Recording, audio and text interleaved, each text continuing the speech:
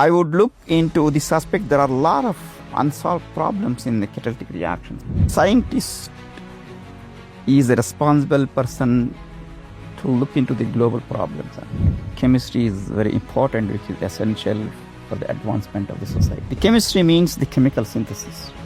Today, 80% of the commercial products are made via catalysis. Actually, amines are very important in the pharmaceutical industries and also agrochemicals. REVA University presents REVA Podcast.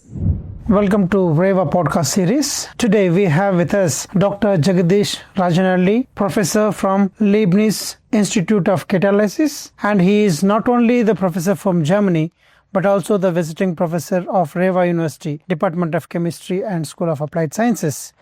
I wholeheartedly welcome you, Dr. Jagadeesh, to this podcast series of REVA University. Thank you, Professor Rao, for a nice invitation. Thank you. So thank you very much. Yeah, our pleasure. And on behalf of Chancellor and whole REVA University, we welcome you, and you are contributing a lot to REVA University in terms of advising, mentoring us, as well as contributing to the publication and research fraternity. Thank you very much for your nice words. It's my duty to support. The REVA University is one of the premier and emerging top institute in Bangalore. So it's my, as I mentioned, it's my duty to support the REVA University in terms of research mainly. Thank you. Thank you so much. And I would like to, bring you with some of the questions, and then I would like to ask about your research journey. Yes. And we certainly know that you are contributing to the world research, especially in the field of catalysis and other research areas. So in your academic journey, you have gone from Bangalore, which led you to various research roles in Germany and in Czech Republic as well. What inspired your transition into catalysis and sustainable chemistry? So indeed, it's a very nice and very interesting story actually. So as we all know, the chemistry is very important, which is essential for the advancement of the society actually. If you look, everyday reaction or everyday life relies on chemistry actually. The chemistry means the chemical synthesis. Today, 80% of the commercial products are made via catalysis actually. Today, without catalysis, is not manageable the advanced chemical synthesis. So catalysis is the pivotal for the chemical synthesis. So that's one of the main aspects for me to choose catalysis as my research field. So looking into the sustainable chemistry, because sustainability means, so we need to have the comfortable life, for example, sustainability. So then we need to live that comfortable life to the future. Mm-hmm. Similarly, through this one, the chemistry is a very important aspect. That one, the sustainable chemistry play a major role in the advancement of society. So this is one of the reasons I choose the catalysis and also sustainable chemistry as my research field. Okay, excellent. So you have worked very extensively on both homogeneous and heterogeneous catalysis. Could you elaborate on how integrating these two approaches enhances catalyst design as well as the performance? Yeah, this is really indeed is a very interesting question in catalysis. The catalysis, we two kinds of catalysis, on homogeneous and heterogeneous catalysis. The homogeneous catalysis, catalysts are very active and selective, but they're not highly stable and difficult to reuse. On the other hand, the heterogeneous catalysts are highly stable and reusable, but it's very difficult to activate them and to make them selective. So we need to combine both of these aspects. That means the synergy between homogeneous and heterogeneous catalysis, we need to combine both of these. How to combine these ones actually? So nowadays, the nanoparticles and single atoms, they're an emerging area that we can combine both of these aspects to create nanoparticle single atoms. So those particular catalytic materials are stable, reusable, and also they can be tunable to very high active and selective. So that's why we can bridge homogeneous and heterogeneous catalysis to create an ideal catalyst system. Okay. So circular chemistry is central to your research. That is what we understand, if we, oversee all the aspects of your research. How do your catalytic processes contribute to transforming waste materials into valuable chemical products? So as we all know, the circular chemistry and sustainable chemistry play a major role in the advancement of society, actually. The circular chemistry means whatever the materials we used, so that should not be wasted, actually. That should be recycled to use for the next generation.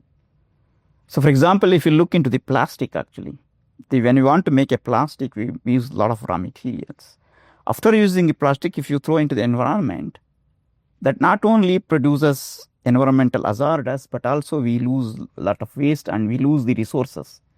So in such a way that we need to recycle that one, actually. In the recycle process, the chemical process is very important. In order to carry out that chemical process, we have to use a catalytic process, actually. The chemical for chemical recycling, the catalytic process are very, very important. That should be to valorize the waste plastic into useful products. Okay, so that's very interesting. And in your work on converting biomass and CO2, carbon dioxide, into chemicals, what are the main challenges you have faced, and also the opportunities you foresee in scaling these processes for industrial applications? Yeah, so now the energy and also the chemical production mainly relies on fossil fuels, actually. These fossil fuels are non-renewable resources. In the future, they're going to be depleted, actually. It's started depleting. Exactly. So then we need to move into the renewable resources. Among the renewable resources, one is the biomass and also CO2. The biomass, so now a lot of work is going on biomass, and even a lot of policymakers and governments and private interest funds, a lot of biomass valorization. The point of biomass valorization is a very, very polymeric materials. When we want to process, when we want to pre-treatment to make chemicals, we get a lot of products, actually. So selectively to get selective products from biomass, that's one of the biggest challenge, actually. So until now, we have not achieved the application, the valorization of biomass in industrial operations. So the selectively to get a defined product without any waste from biomass, that's one of the main challenges now. So next, look into the CO2. Of course, CO2 make a lot of problem, the environmental issues when it is rising in the atmosphere. At the same time, CO2 serves as renewable feedstocks, inexpensive feedstocks for chemicals and fuels. Very important that the activation CO2 is a very stable molecule. So we need to develop a suitable catalytic process to activate CO2 to make it useful into chemicals and the fuels. So these two are challenges, and we need to develop a suitable catalytic process for both of them to convert them in more efficient and selective manner at the lab stage, and then we need to look the possibilities to upscale into the industries. So all catalytic process play a role here, actually, in the valorization of both the processes. Correct. So, your team has made significant strides in the sustainable synthesis of amines. Could you please discuss the importance of this work and its potential applications in pharmaceuticals and agrochemical industries? So, amines, among different organic compounds, amines are highly privileged compounds, I would say. The majority of drug molecules, for example, more than 70% of pharmaceutical drugs and agrochemicals, they contain amines, actually. Correct. So that's main reason the work, majority of the work of my group is focused on the synthesis of unfunctionalization of amines. So it's always been a very interesting aspect to develop a very nice catalytic systems, methodologies to prepare amines and their functionalizations. So as I mentioned, amines are very important in the pharmaceutical industries and also agrochemicals. So this way brings for me to focus more on the synthesis of amines. Okay. And as we know that your group is working, greatly on heterogeneous catalysis. Looking ahead, what emerging areas in catalytic research excite you the most? I already mentioned the homogeneous catalysis and heterogeneous catalysis. There are two different kinds of this one.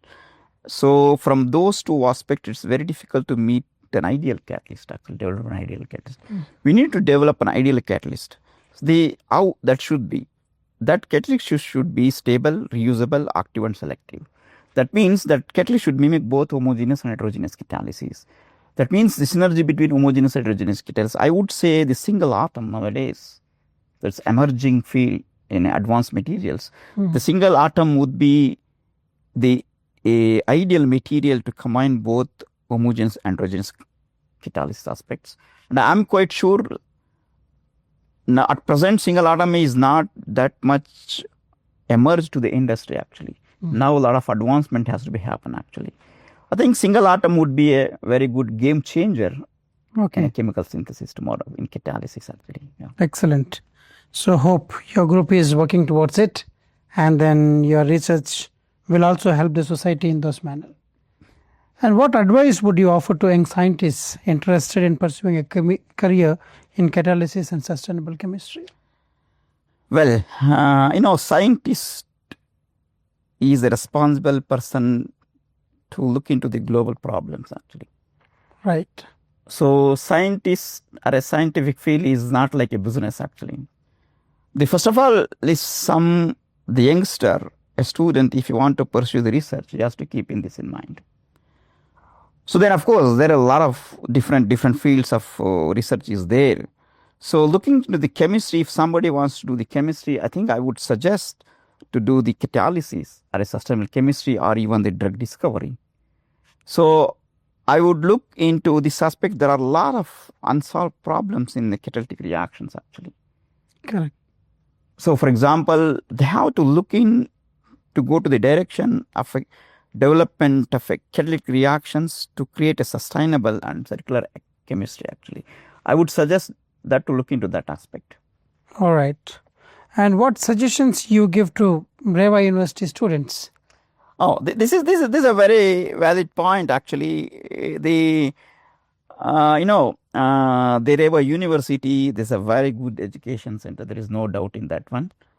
So to be honest, still the REVA University has to come forward to develop a research centers, the research system that has to become, look into that international level actually.